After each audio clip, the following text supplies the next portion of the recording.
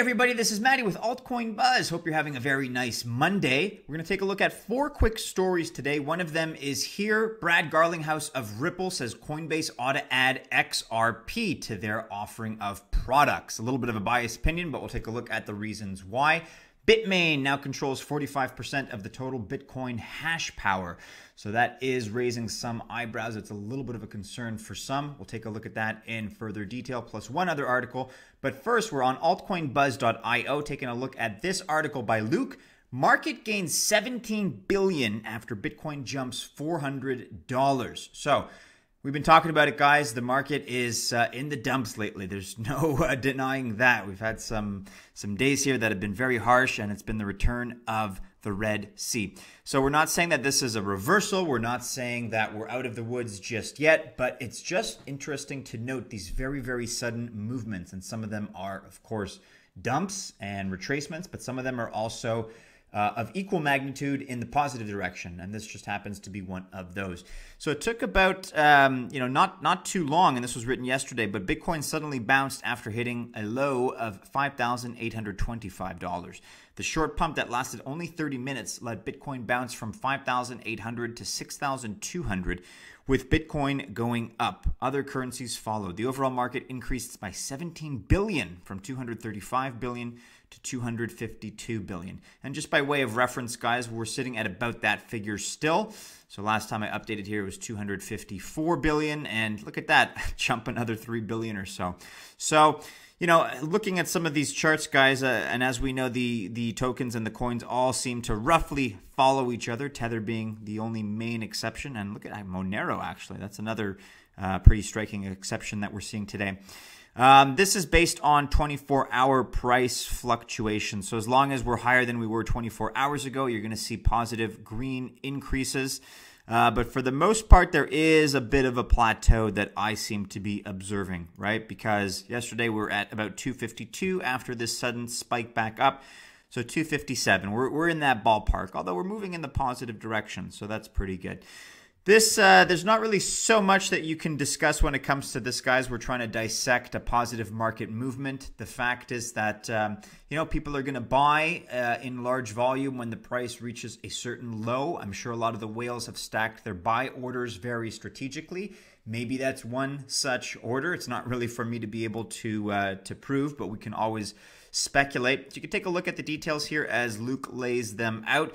There is some concern on the part of the analysts, and we're going to have to take a look and see what's going to happen in the hours and the days ahead, because as Luke contends here, and it's also the opinion of many analysts, if the volume isn't really strong going forward, and we do look at some potential retracement in the hours and the days ahead, we could potentially see a drop to $5,000. It's not what we want to see, but that is a possibility. So not spreading FUD, not trying to alarm anybody. Look, I'm a cheerleader here for price gains, and I hope we continue to see new investment into the market.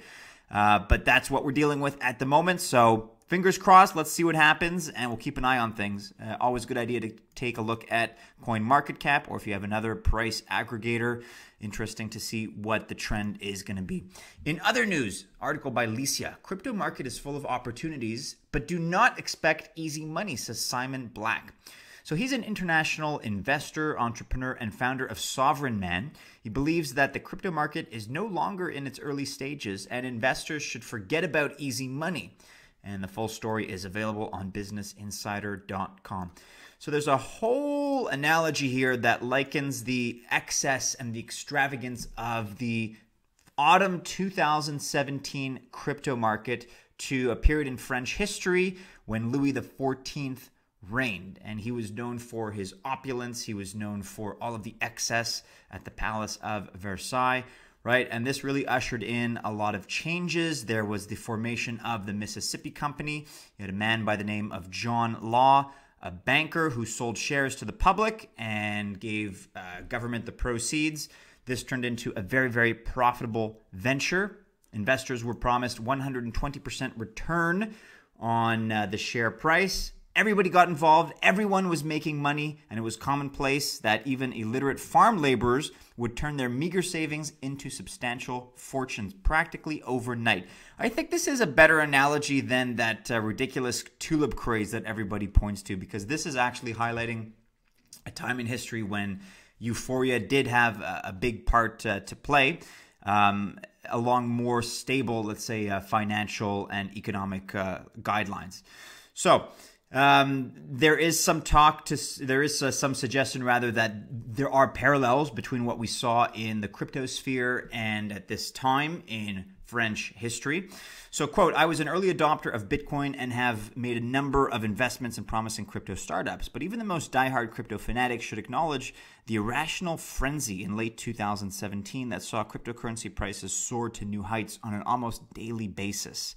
He writes, as he points out, just like today, speculators and investors feverishly threw money into the Mississippi bubble. There's also mention of the fact that you have these UK hospitals which are now set up to basically treat individuals with crypto addiction. So the Craig Castle, by the way, they have a self-assessment tool that you can take a look at if you're interested, if you want to diagnose yourself, if you're perhaps encountering problems in this space, addiction problems.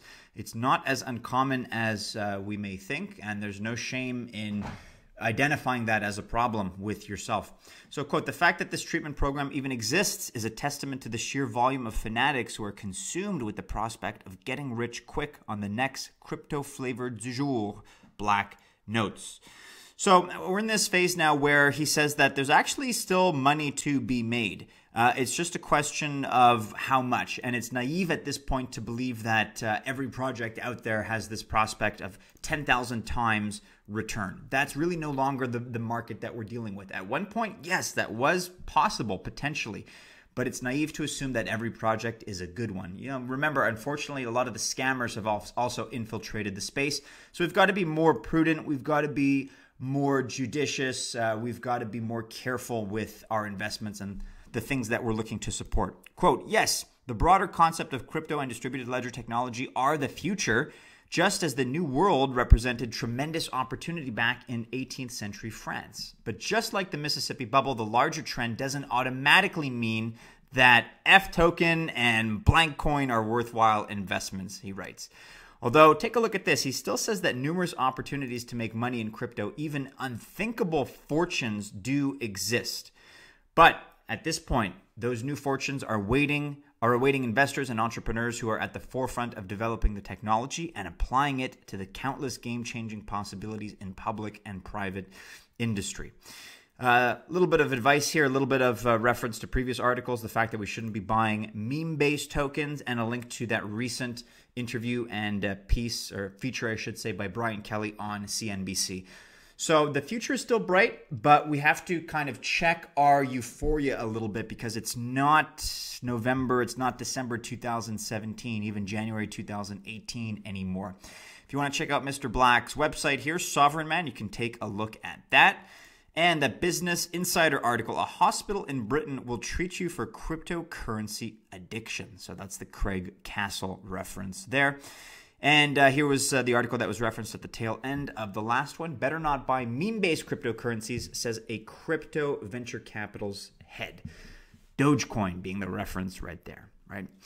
And in other news, in this article by Chris, Coinbase should add XRP, says Brad Garlinghouse, CEO of Ripple. So CEO of Ripple, Brad Garlinghouse, in an interview with Fortune at CB Insights Future of FinTech Conference in New York, argued why XRP is not a security and should be listed on Coinbase and other fiat exchanges.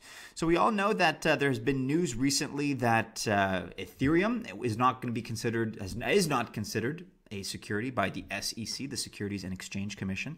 They came out just before that, and they alluded to the fact that you can't really consider Bitcoin to be one of those either. It just doesn't meet the securities parameters as defined by the Howey test and traditional variables and considerations.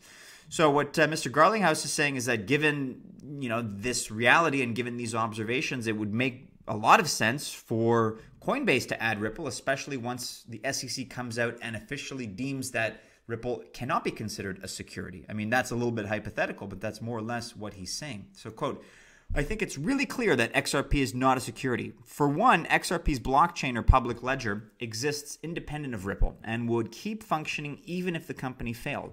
What's more, XRP tokens serve a technological purpose, facilitating monetary transactions, that traditional securities like stocks do not. XRP does not entitle its holders to take to a stake in Ripple or the company itself. Then he went on here to make some comparisons between oil-rich countries. So, for example, quote, I don't think that our ownership of XRP gives us control. Saudi Arabia owns a lot of oil. That doesn't give them control of oil. I see what he's trying to say, but I don't think it was said very well. That's a bit of a poor argument because Saudi Arabia does have quite a bit of say when it comes to the oil markets, in my opinion, at least. So we'll see what happens with this, guys. I think everybody's been talking about Ripple as being the next logical addition to Coinbase as far as their next product offering.